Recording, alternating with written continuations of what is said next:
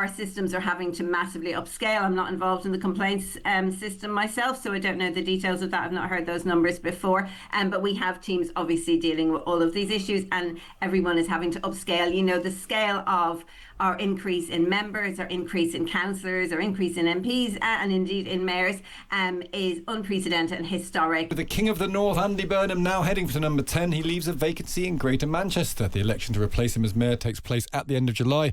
Not everyone is celebrating his procession to number 10. The Green Party has been particularly critical of his support for Shabana Mahmood's immigration bill. We're joined now by Geraldine Coggins, the Green Party candidate for Greater Manchester Mayor. Geraldine, morning to you. Morning, Stig. Thanks for having me on. Great pleasure. You've called Andy Burnham's support for the immigration bill shameful. Why do you think that?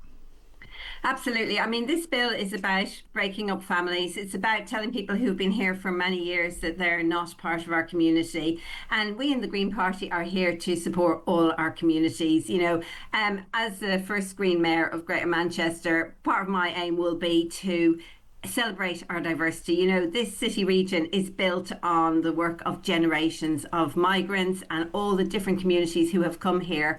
And I'm here to celebrate that, and so that we have the legacy of our current generation of migrants yet to come in the future. Do you accept there is a legitimate concern, though, that, notwithstanding what you've just said, about illegal migration into this country, often of young men coming here from parts of the world with incompatible philosophies to ours? So obviously we have lots of people coming here from different parts of the world because they're fleeing horrendous experiences. They're fleeing war and all sorts of natural disasters. We know as well that in future these numbers are going to go up if we don't take the climate crisis seriously. We know that that is going to be, moving forward, the biggest cause of migration in our world. And I think we need to be focusing on protecting people's homelands so that people are not forced to leave, but of course that those who do need to come here are absolutely welcome. But there are concerns. People say often it's men between the ages of 18 to 25. They're collected together in large numbers and placed next to or within a community. Do you think that's an acceptable concern to have, that might affect the community in a negative fashion? Look, we need to listen to, on the doorsteps, I listen to individuals with concerns, and usually we can find some common ground. What we often find is people are worried that we don't have enough housing, for example, or that it's too hard to get jobs. And I think they are the genuine problems behind this. And as the first Green Mayor of Greater Manchester, I've got those issues at the top of my agenda. You know, I want to build and create 20,000 genuinely affordable homes in our city region, because people are really struggling, and it's this scarcity that is driving so much of the division in our society. And I know that Labour like to try and reform, but we in the Green Party, we try to be the antidote to reform. We're trying to solve the problems that are at the core of people's genuine issues, whilst welcoming the people who really need to come here from other parts of the world.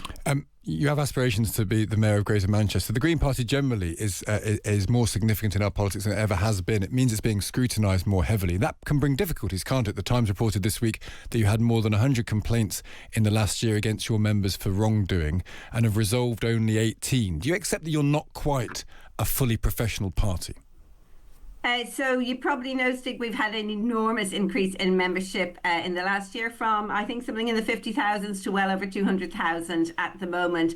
So I think 100 complaints probably doesn't sound like a very big number at the moment. And of course, our systems are having to massively upscale. I'm not involved in the complaints system myself, so I don't know the details of that. I've not heard those numbers before. But we have teams obviously dealing with all of these issues, and everyone is having to upscale. You know, the scale of our increase in members, our increase in councillors, our increase in MPs, and indeed in mayors is unprecedented and historic, and we are celebrating that. And of course there will be a few minor ups and downs along the way. Those complaints, I think, are often about more than minor ups and downs. They're often attached to accusations of anti-Semitism. I'm interested, why does a Green Party, a party that was created to promote environmental issues, why would accusations of anti-Semitism attach itself to a Green Party? I mean, obviously, I and the Green Party stand completely opposed to anti-Semitism in all shapes or forms.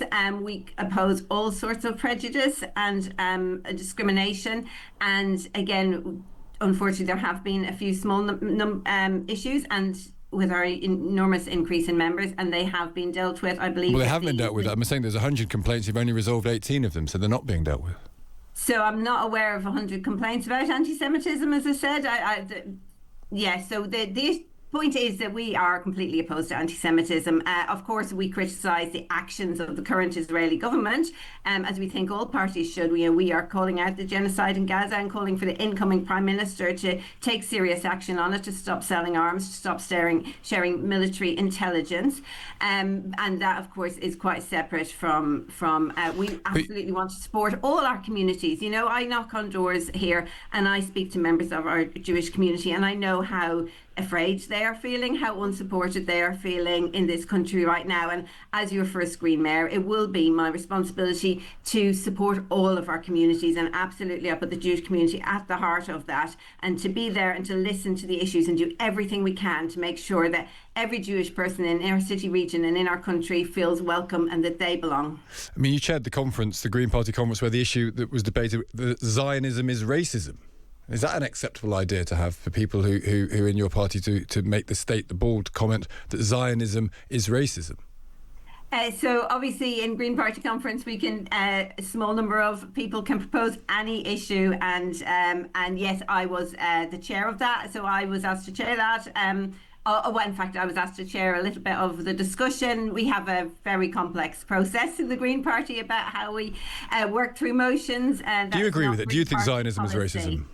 No, I don't find that a useful way of looking at things. I mean, I'm not really interested in the definitions of individual words. This is a really complex word that I think scholars disagree on what it means. I mean, what I am really clear on is that what is happening now in Palestine is racism, and that someone who is a Palestinian Arab is being treated very differently from someone who is a member of the Jewish community in that country. And I think that action definitely is racism, and we stand very much in solidarity with anyone experiencing that. Yesterday we learned that Green councillors attended a protest on the issue of transgender rights in which effigies of Andy Burnham was stabbed in the eyes. I'm just intrigued to know, would you continue attending an event where that was happening? No, of course not. And of course we don't condone anything like that. And I believe the Green councillors there, of course, don't condone anything like that. Do you think they should have left? They shouldn't have been at an event where that's going on. I mean, I presume they didn't know that was going on, but that's obviously inappropriate. And, we really believe that all politicians need to create a culture where we're able to have disagreements in a better way, and where people know that politicians are safe. We have had the murder of a former MP this week, and I think we all need to look at our culture and make sure that we are able to have civilised disagreements. And I know that those Green Party councillors absolutely condemn what has gone on and have had no part in it. Will you be watching the football tonight? I will. I'll be watching some of it. Yes. Are you excited? I'm not entirely excited, but I'm warming up. He's pumped. I'm getting more excited, Joe. Will you be waving the flag? I'll be supporting England, of course, absolutely. I mean, this is very exciting. I'm not a huge football fan, but when it gets to this level, I think everybody gets drawn in, don't we? Geraldine, good to speak to you. Thank you for taking the time. Thank you so much. That's Geraldine Coggins there, the Green Party candidate for Greater Manchester Mayor. And we have been talking about the by-election for the Mayor of Greater Manchester Combined Authority. So, for full list of candidates, fans, here we go. Sian Astley, Reform UK. You just heard it. Geraldine Coggins, the Green Party. Bev Craig, Labour and Cooperative Party. Phil Eckersley, Conservative and Unionist Party. Marcus Farmer, Independent. Richard Kilpatrick, Liberal Democrats. And Marlon West for Restore Britain. And you can view that full list on whocanivotefor.co.uk.